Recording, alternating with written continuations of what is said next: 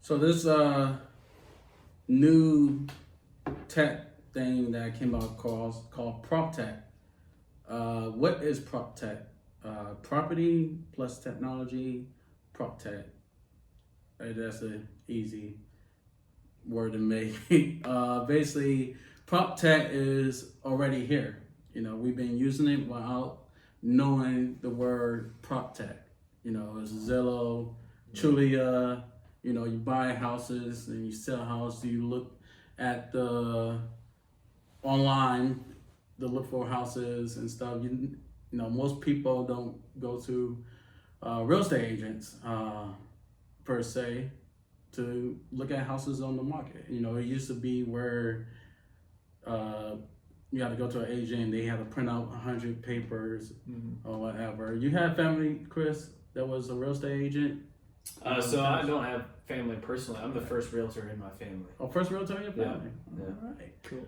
Yeah, so Proptech is like the new trend. It's the new. Yeah, there's a new thing coming up. So basically, anything for what I'm getting. Let's see here. Read this real quick. Proptech is just one aspect of digital transformation, the global adoption of technology, and a force with a far larger agenda than simply property. Yeah. So for what I'm getting, anything, again, it's Proptech. Anything that had to do with real estate and technology, that's Proptech. Yeah.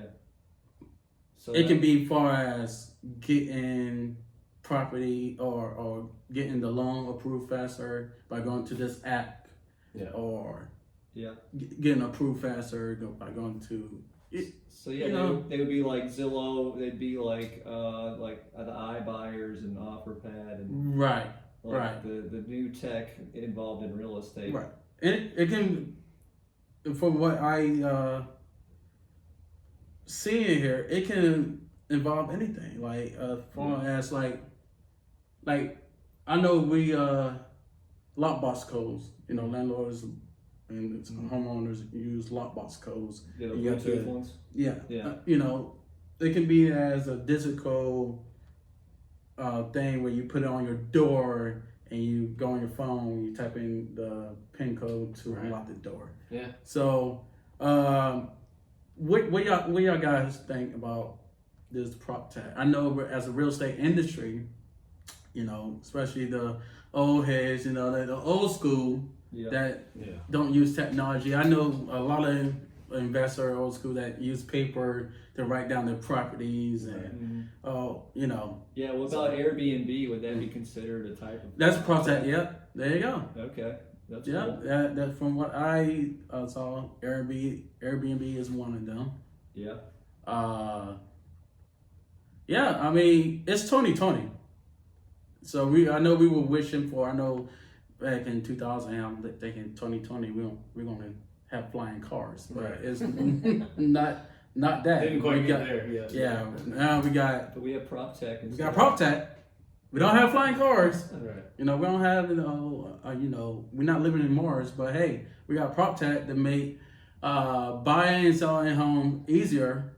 However, real estate agents, from what I've heard, are kind of feel threatened by this Proptech because, again, if you can go online yourself and look at a home and click a button, and knowing all the information and do the transaction online, like say Amazon. You know, if you want to get any groceries or whatever, you can order it through your phone. That's what they're trying to do. Yeah, for sure. Well, I see what you're saying, but I've talked to a couple realtors where they've actually been helped by like Zillow offers and Open Door and stuff. Right. Especially Zillow, because to list their houses, they'll use the top Zillow agents and whatnot. There you go. And that's how I see it. Like, you got to step your game. Right. If you're a real estate agent, you just have to step your game. That's you right. know? And agents aren't going away, you know, like especially the good agents, because that's all they're doing. I had a conversation with somebody who's a realtor over lunch. We had lunch earlier this week, and I actually said this to her. I said, why do I need a buyer's agent just to buy a house? That's ridiculous. A buyer agent just wants me to buy something. They don't care what my needs are. And she said, well, a bad agent doesn't, but a good one, they'll actually look for your needs. They'll point out everything wrong with it, right, and then they'll try and get you that house at a discount. Right. A good agent will. A bad agent will say, I just want my 3%. Right. Do you want it or not? Right. So Chris, your agent, what do you think? Yeah, so you spoke about a couple of things that I would like to touch on as far as Zillow and how that's incorporated in our business. Not to talk about who we are, but we do have over 250 5-star reviews on our team. So we do get that a lot where if somebody is looking on Zillow, we pop up there and they give us a call. And so working primarily with buyers myself, I really make it a point to be able to not feel threatened by the technology, but use it to my advantage. Right. So there you go. And a lot of that's coming out now, especially on the lending side. And I know that's something we'll probably talk a little bit about as you getting into the Proptech stuff. You're talking about more so like syndication and crowdfunding and like private money for real estate. But also there's big platforms right now, such as Keller Mortgage. You can do that all online. Rocket Mortgage, you can do all that online. There's more and more tools coming out that if you know how to use them as a realtor and you trust them, that's the biggest thing is I'm not selling houses, I'm selling myself. Right. So I'm trying to get people to believe in me, that they trust me, and then I'm going to get them a great deal on a home and be able to incorporate all their needs within that as well. So the thing I thought was really cool about when I was reading up on Proptech, because all that stuff that we've already kind of talked about, it being, you got the iBuyer movement, even Keller Williams is incorporating iBuying, Zillow, it's coming, Amazon, it's coming, right? So the thing that I thought was cool about Proptech and how it's defined, it's more so not just describing the actual individual tools, but also the idea. It's a movement, right? So you're talking about old heads that really stuck to pen and paper and do everything this way, right? Yeah. But it's also the idea of the revolution of technology and how it's going to affect real estate. And I thought that was really cool. Right. Personally. Right. Yeah, I think it's cool. Again, everything is technology is evolving. Real estate is just the real estate industry is a little behind. Yeah, that's okay. And now time to catch up. Yeah, we're catching up with this new Proptech. Yeah, and if you are a good real estate agent or investor, you can use this technology in your advantage to make better decisions and get more information on things. For sure. I think this also helped consumers, clients, to be easier because now you don't have to argue, go back and forth of why this house is this price and from what I study on this is that with this, how long it take for a house to close, a deal to close, like 30 days to get a home loan? It depends. 30, 60, 80, long stuff. Yeah. But government loans are going to be around that 50 to 60 day mark. Right. Anything conventional FHA you can get in 30 days or less. So what I'm getting is Proptech is trying to solve that, where you can just get a property in less than a day or a couple of days versus 30, 60 days or whatever. Right. Also, like, it has something to do with blockchain. Y'all familiar with blockchain, like crypto, Bitcoin? I know a little bit about it. Yeah. So, again, I don't know everything about it, but my opinion is they're just gonna solve a lot of problems in the real estate industry, and I don't personally see anything wrong with it. And again, it's 2020, guys. This is your flying car. Right. We'll see what happens in 2030 for real estate. let's see here. It's in 2000. Yeah, nobody wants to wait for anything. I know I don't. Right. You know, again, it's about that instant gratification, and I think that's what the Proptech is for. Right. It's trying to do that instant gratification. Yeah. In terms of real estate, like being able to get things quicker, Mm-hmm. speed up the Especially when we- process. Millennials. I'm 29. You're 29. Yeah, You and I'm know. like, we'll say I'm 29 Yeah. too. Sure. Yeah, they will say, hey, We won't tell anybody. Yeah. Yeah. Yeah, I mean, yeah. I know for me personally, I want it now. I don't want to wait, you know. Yeah, for sure. But this made cash liens as well, like instead of waiting for title to come in. Well, You a can lot go of that the real quick. process of what makes it take so long is just kind of the prep work of getting it ready to like sellable condition, and then getting the marketing for it ready, Right. and making it look great, and then listing it. And if it's a hot market, then hopefully you find a buyer quick, and if not, and maybe you priced it too high, then you gotta wait longer. Sure. And so yeah, the closing has never like, I guess, been the issue. Like, close in 30 days is pretty standard. But I guess everything in between you deciding to sell it and then somebody closing on the house, that in between is like usually what takes so long and such a hassle, right? Because it's funny that you mentioned the instant gratification. So, working primarily with buyers, whenever we get an offer accepted, you're on top of the world, right? Yeah. But then you have that lull, just like you were talking about. You got, you get through inspections, and then you got to do appraisals, and then you got to wait for underwriting to come back and stamp that loan and say it's approved. And so, it is difficult. And I think I kind of equate it to, because I've been in the car business, the construction business, like I've done a lot of stuff throughout my short 29 years, and so just all trade here, right here. And so I kind of equate it to when I was in the car industry and Carvana started to come into play, right? So Carvana is a 100% online buying experience for cars, and so you get a 7-day test drive. They bring the car to your house. If you don't like it, they'll come pick it up, right? And so that was supposed to be really all the rage. And then it's just hard when you're dealing with larger purchases, like a car or a house. Like even Zillow, there's some inaccuracies.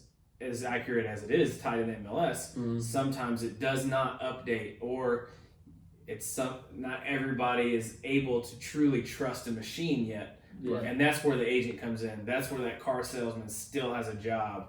And so I think, like you said, people being scared of it, it's more so because they don't have that mindset shift of how I can use this to help me. Exactly. Right. Exactly. Well, there's always going to be a job for people that can sell, because the best salesman, it's like more of an emotional thing, right? Sure. Exactly. And Yeah. So I don't think agent had anything to work with it, because worry about, because again, when you buy a home, when you sell a home, it's a emotional process. Yeah, it's an emotional process. So you need that agent to guide you. So be that guidance counselor, the therapist.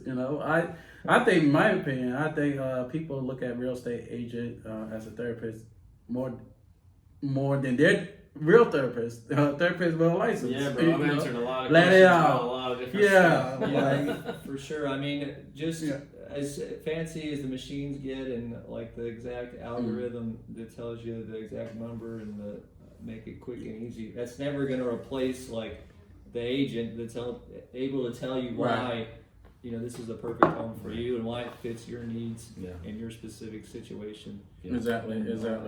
So.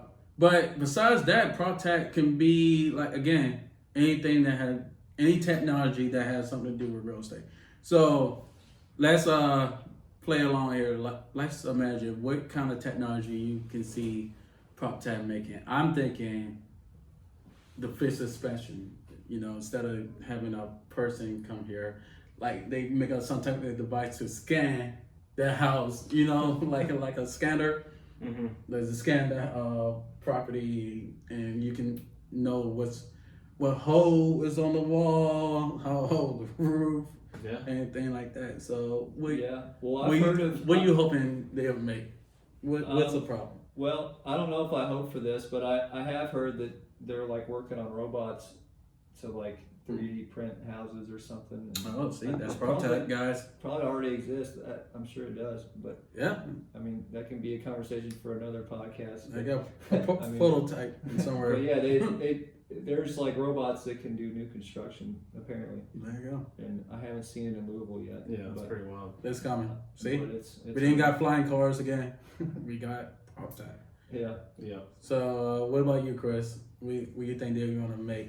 Man, I don't know. I saw one thing about Proptech I thought was really cool too, talking about commercial buildings, where obviously the AC units that can adjust themselves based on how many people are in the room, Right. the lights that can shut themselves off when there's nobody else in the meeting to save energy, like all of that stuff being automatic. And one of the things that I thought was really cool, and I haven't seen it a lot here in Louisville yet, but I know it's in places like Nashville and stuff, is using commercial buildings to rent out meeting space, like especially for startup companies, like they do it. You can rent an office space for a month or a week or a day. You can just walk in and use an office space. And I saw something about how they use drones to do safety inspections of property. See? So that, I think that kind of plays into maybe what you were talking about with inspections, but as an aerial outside view, and then being able to just come in, set down a camera, scan the room, and move from, a typical home inspection takes like 3 hours. And that's if you're not doing additional things, termite, radon, like typically more than one person does that home inspection. So you could probably at least cut it in half by doing, using tech and making it more efficient. Yeah, those inspections are really what I guess really kill it for people, because I remember when my parents, they sold their old house years ago, they found like the radon or something through the inspection, and then it's like, oh no, they found something. The inspector got us. Right. Yeah. They always find something. Yeah. We're Proptech. You can't hide, right? Yeah. Right, but it would be quicker to make that process streamlined. I mean, I can see why that would help homeowners. And see, that's another thing too, coming in as the agent, being able to navigate those inspections. Because if the buyer or seller is looking at that report and it becomes that emotional thing, right? To where they're looking at, they're like, oh my gosh, they said 27 things are wrong with my house. Right. And then as the buyer's agent, you're looking at it and you're saying, yes, they're gonna find something. No house is perfect, but here are the few things we can touch on and kind of navigate through and keep everybody level-headed about There it. you go. There you go. Exactly. Proptech, guys. Look forward to it. Looking at smart buildings and more technology to come to make our life easier. And hopefully, I hope it does solve that 30 days, 60 day long wait problems. Yeah. So moving on, Chris, what you got for us? Yeah, so I really wanted to touch on just how killer the Louisville market is right now in terms of buying and selling, investing, and why that is. And really, you're talking about historically low interest rates for mortgages, and really just Louisville as a city, how we continue to build. And people are talking about, okay, well, there's a recession every 10 years, but we've hit 10, now we're at 11, right? And there's still a need for housing, and typically when there's a need for housing, there's never been a recession, because when you're building and that recession hits, construction is the first thing to really slow down and take a halt. So I just wanted to touch on that and just talk about, I know people are scared with China and the trade stuff and everything that's happening war. there. Right. Yeah, but that's really possible. right. Yeah. And but really the basic trends are that's really not touching real estate, which I think is super cool. I mean, just in Jefferson County alone in Louisville, Kentucky, there's over 320 new construction homes on the market right now. And just constantly still being thrown up. I mean, just builder after builder, Jago Homes, Fisher Homes, Pulte Homes, Mhm. Clay Jones Group out in Oldham County, Walt Shum, like all these custom builders are constantly building new homes, and I just really feel like it's great for our city and home buyers and sellers, and then also I know you guys probably know a lot more about it than I do, but in terms of the investing world, I mean, stuff is still going around. You got, people, general contractors and stuff coming in, helping, doing flips and remodeling and Right. expanding into like Smoketown and Portland and like all these places that traditionally have had kind of a lull in real estate world. What do you think? What neighborhood y'all think is the next Germantown? You know how Germantown people would count Yeah. it off, and it would like you can buy houses back then like 10 years or 15 years ago for $20,000-$30,000. Now they worth $200,000 to $300,000 For sure. So I think some would argue that the Shawnee area is getting to that point. Oh yeah. Yeah. All right. I think it's not too far fetched. I think we're actually seeing a lot of houses go for over 100 and plus, like some like 150 over there. Yeah, I It's think kinda crazy, isn't it? That's wild. Yeah, Camp Taylor is a good one, up and coming. Yeah. Shoot, the real estate market. That's the thing about real estate market and people trying to predict. Like they say, oh, the bubble gonna pop. Yeah, I don't agree that just because it's been X amount of years since the last one, therefore the next one is equal to this amount of time. And I just think there's too many variables. You can't just put like you said, a timestamp on when it's going to happen, right? That's just kind of I don't believe in all that. Humans are the worst, worst people. Well, species to predict anything. Right. So yeah. But what about the shortage though? Because there still is a housing shortage. Like there's less listings, right? At least, and I guess they mean the MLS, because the article I read last time was talking about there's less. I guess they're talking about less MLS listings. Right. Does that mean that there's still a lot of off-market stuff going on? And there's still quite a bit of off-market stuff, I think, mostly in the investing world. Yeah. It's still a seller's market as of right now. I think there's 3,500 homes on the MLS right now. So typically, and that's why prices are at an all-time high too in terms of median price. With that though, the median price in Louisville is around $165,000, and the average income is around $55,000 a year. So that's where, even though this is really cool to see as an agent, even though there's not a lot of I say not a lot, quite a bit, but still not enough to make it a buyer's market. The market dictates how quickly these homes will sell because of their price and because of location and because of what updates need to be made, if any. So even if there's no updates that need to be made, but it feels overpriced based off everything in the area selling, it'll just sit there. Yeah. Right. And so that's where it's advantageous for the buyers, because if it sits on the market for more than 2 weeks, you can be a little bit more aggressive in what you're asking for in terms of price. For sure. And I think I read somewhere that like at least the average investor, when they go to resell something, they do it less off of speculation than when that last crash happened in 2008. Everybody was just like, oh, real estate goes up no matter what. Right. So I'll just buy it and it's eventually going to appreciate through the roof.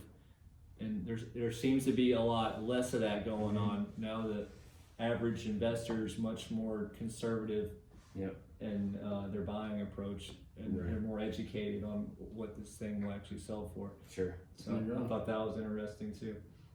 There you go. And I think there's going to be more houses for sale, especially with this new Section 8 coming up. That twist landlords to rent out to Section 8. Right. So who knows? That's all I got. Anybody, if y'all have any questions or anything, email me at rayrealtalk2@gmail.com. doesn't have to be about real estate. It can be any questions. So again, email at rayrealtalk2@gmail.com. And on the next episode, every episode from now on, at the end, we'll read the questions and answer them. Yeah.